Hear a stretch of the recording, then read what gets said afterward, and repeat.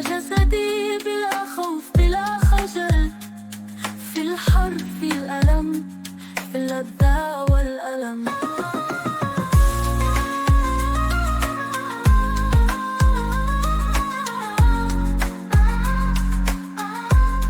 يا حبيبي لقد مررت بكل ذلك، لكنني أقف هنا، ما زلت واقف عشان الخوف.